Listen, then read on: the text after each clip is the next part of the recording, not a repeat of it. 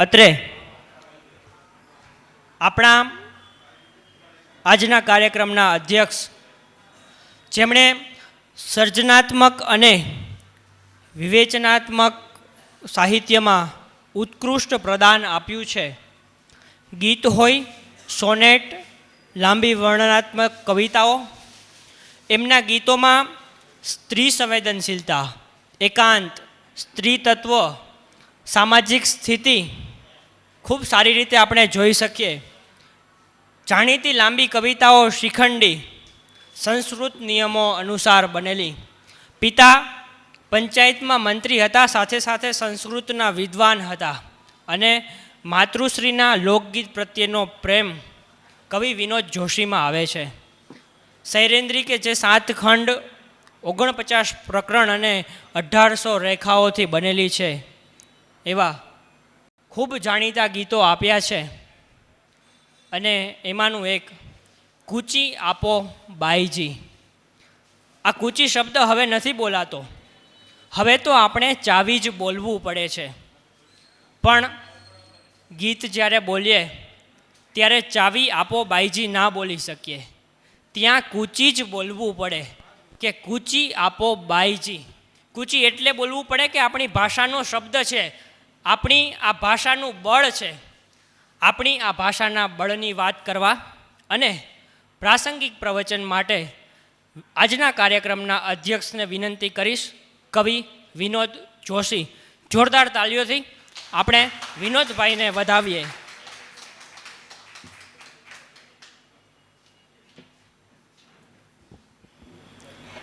આપ સૌને મારા પ્રણામ. આમ તો વિશેષ કશું બોલવાનું નથી, પણ ગોપાલે એની જે કેફિયત આપી એનાથી પ્રેરાઈને મને એવું લાગે છે કે 2-3 વાત મારે કરવી જોઈએ. આજે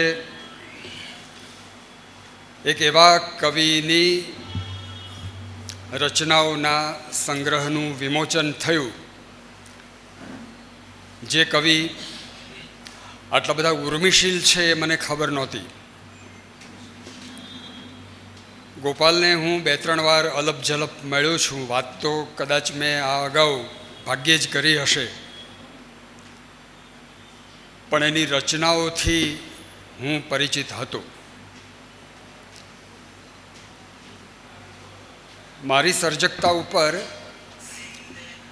ગીતનો સિક્કો લાગેલો છે,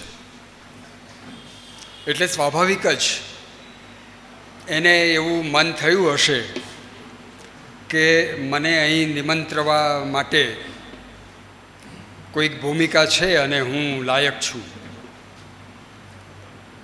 પણ હું તો એના ભાવથી ખેંચાઈને આવ્યો છું અને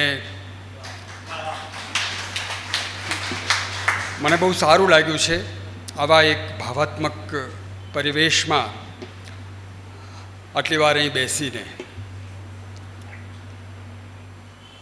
મેં આ પહેલો એવો કવિ જોયો કે જેણે એવું લખ્યું છે કે મારે હજી આગળ વધવાનું છે, મારે હજી એક સોપાન પસાર કરીને કંઈક નવું મેળવવાનું છે, અને એને માટેનું ધૈર્ય મને એનામાં દેખાય છે. નહીં તો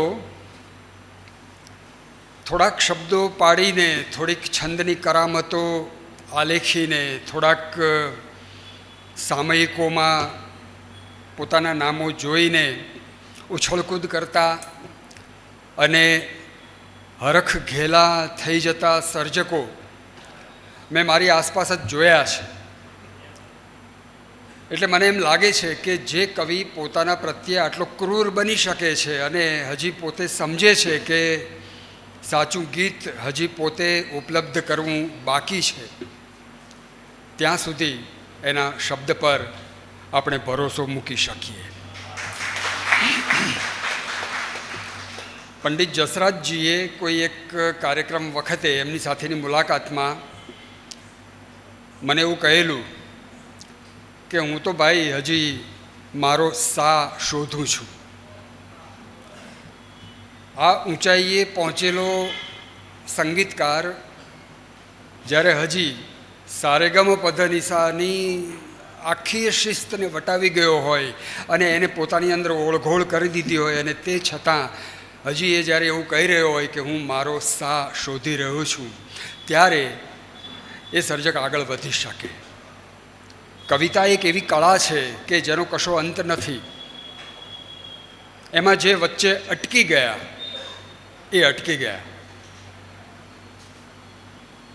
આમ જુઓ તો આ કક્કો અને બારાક્ષરીનો સરવાળો છે એમ હું વારે વારે કહું છું. કવિતામાં બીજું છે શું? કક્કો બારાક્ષરી. પણ એ કક્કાનો ક જેમણે શીખવ્યો છે એ શિક્ષક નામે ભનુભાઈ અહીં બેઠા છે. એમણે જો ક ન શીખવ્યો હોત તો એ ખ સુધી પહોંચી ન શક્યો હોત, એ ગ સુધી પહોંચી ન શક્યો હોત, અને આ આખી કક્કો બારાક્ષરીનું કવિતામાં સંયોજન થયું ન હોત. આ કવિતા સિદ્ધ થઈ છે એ આ એક કનો પ્રવાસ છે. અને એ રીતે ગોપાલ એક શિક્ષકને મંચ પર બેસાડે છે. એમાં આ મારી અધ્યક્ષતા પણ ગૌણ છે.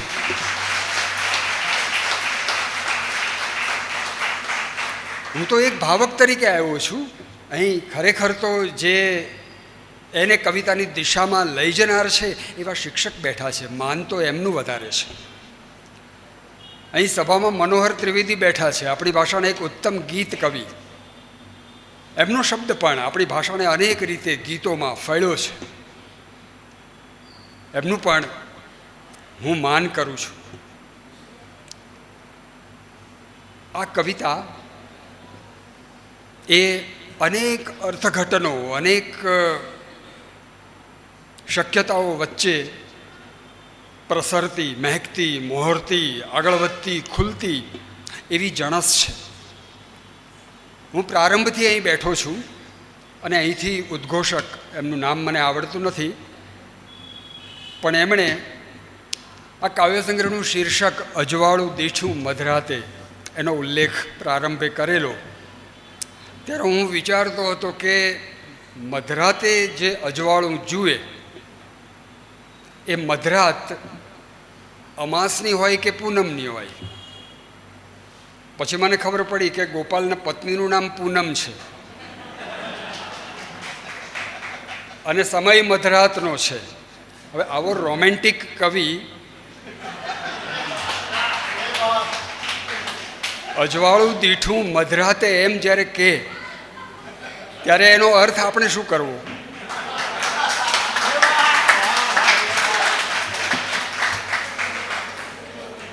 પણ આ આખી વાતને આવા એક સંબંધના સંદર્ભથી ઊંચકીને જ્યારે આપણે જોઈએ અને એવું કલ્પી લઈએ કે આ મધરાત પૂનમની નથી, અમાસની છે, એવી અમાસી રાત્રે આ કવિએ પોતાની આંખ ખુલી જતાં આ કનું અજવાળું જોયું અને એ કવિતા સુધી પહોંચ્યું. અહીં જે શબ્દ છે એનું જે અજવાળું છે એ અંધારામાં પ્રગટેલું, અંધારા વચ્ચે પ્રગટેલું, અંધારાને પણ અજવાળામાં બદલી નાખતું, પૂનમમાં બદલી નાખતું એવું આ શબ્દનું અજવાળું આપણને એણે આપ્યું છે. એ ઉદ્ઘોષકે એમ કહેલું કે કાવ્ય સંગ્રહનું શીર્ષક પણ અર્થ સંદર્ભોથી ભરેલું છે. એમાં પણ કાવ્ય છે તો એમાં આ કાવ્ય છે. હવે જો કાવ્ય સંગ્રહનું શીર્ષક જ આટલું કાવ્યાત્મક હોય તો પછી એની કવિતાઓ જે હોય એને તો ક્યાંક ને ક્યાંક કવિતાનો સ્પર્શ થયેલો હોય. આ ગીત રચનાઓ છે. હવે ગીત લખવું એ અનેક રીતે સાહસથી ભરેલું છે.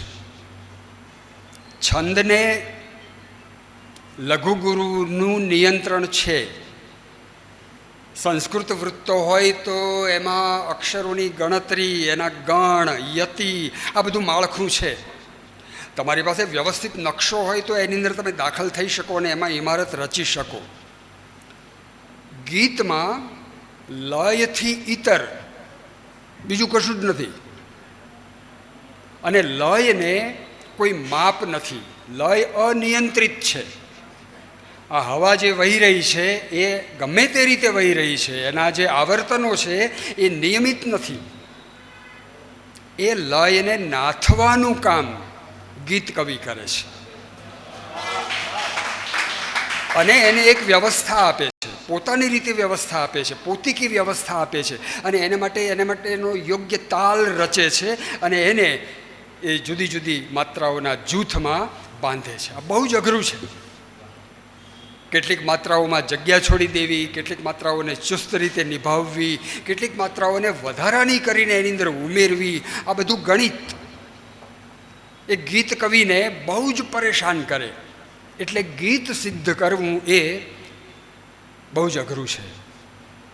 ગોપાલે આ કાવ્ય સંગ્રહમાં એ દિશાનો ઉત્તમ પ્રયત્ન કર્યો છે. મેં તો આમાં શીર્ષક આપ્યું છે કે પોતાનો માર્ગ રચવા કટિબદ્ધ કવિ છે.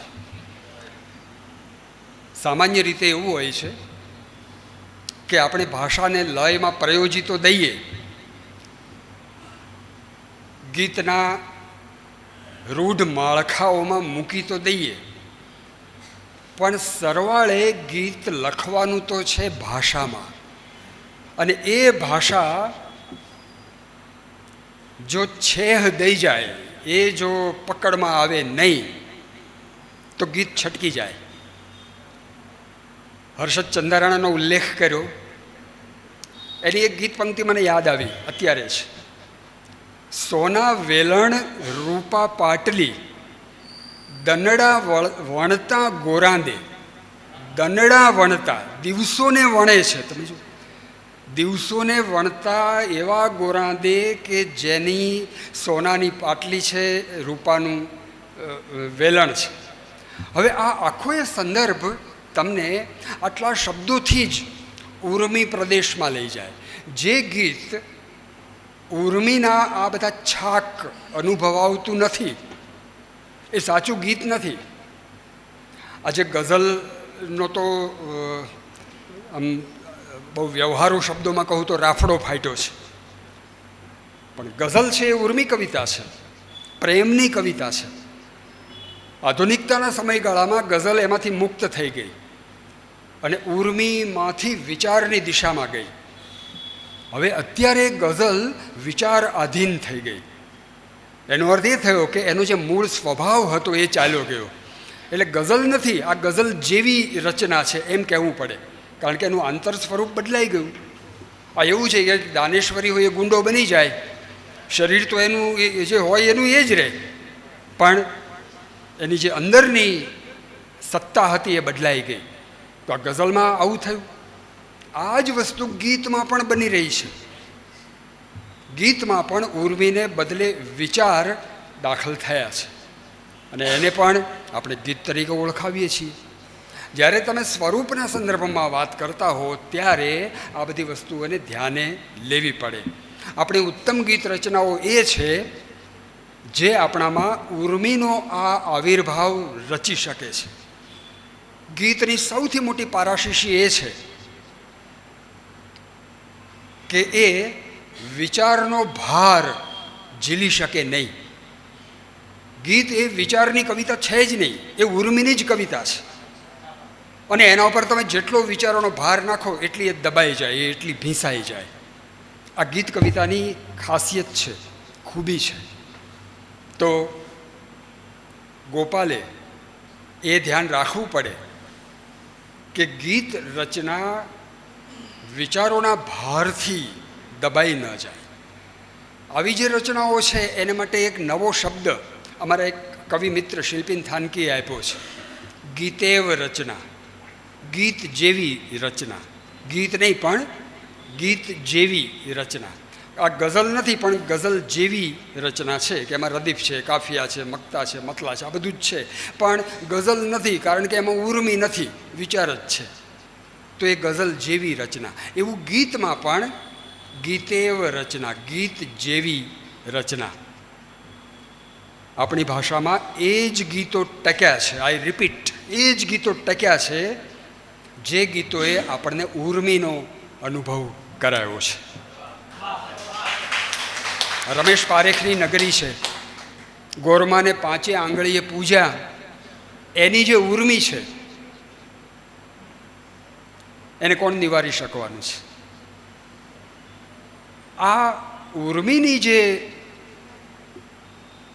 છાકપૂર્ણ છાલક છે જે આપણને ભીંજવી દે છે, અને એનો અનુભવ ભાષા વિહોણો છે, ભાષા વિહોણો અનુભવ છે.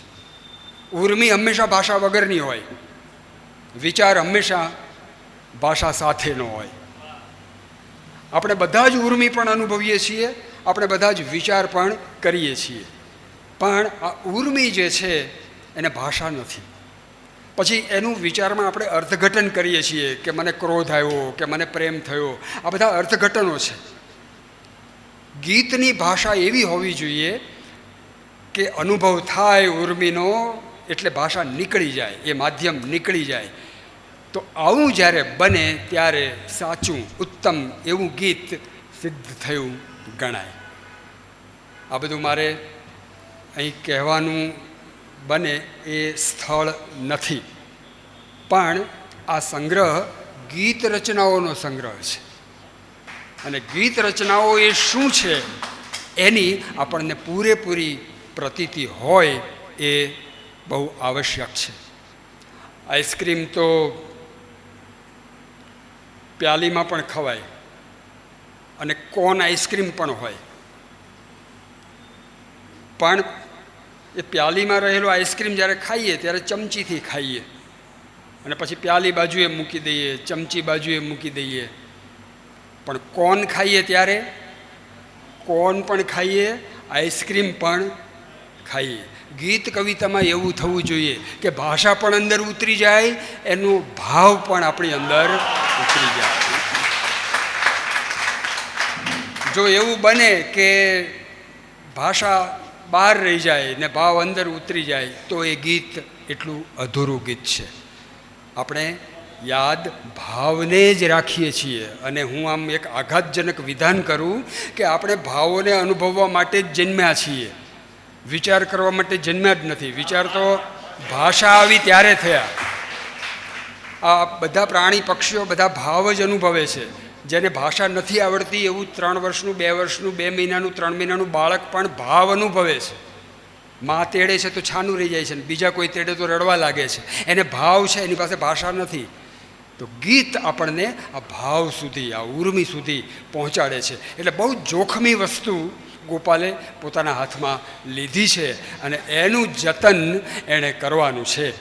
મારી હાર્દિક શુભેચ્છાઓ છે કે આ મધરાતે એ જે અજવાળું જુએ છે એ આ પૂનમબેનનું જ નહીં હોય, પણ કવિતાનું અજવાળું હશે, અને એ કવિતાના અજવાળે એને આ બનુભાઈએ શીખવેલો જે ક છે એમાંથી એવી ભાષા સાંપડશે કે જે પ્રગટે, પ્રસરે અને પછી ઓગળી જાય, અને એવી રીતે ઓગળી જાય કે આપણામાં ઉર્મિ અને ભાવ એનું રસાયણ થાય.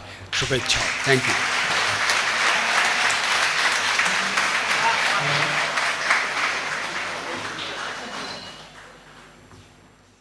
કવિ વિનોદ જોશીનો ખૂબ ખૂબ આભાર. ખૂબ મર્મવાળી વાત કરી. ફરી જોરદાર તાળીઓથી આપણે વધાવીએ. અત્રે ગોપાલભાઈના સસરા પક્ષમાંથી મનહરભાઈ સુરુ અને દિનેશભાઈ સુરુ ઉપસ્થિત છે, એમનું સ્વાગત છે.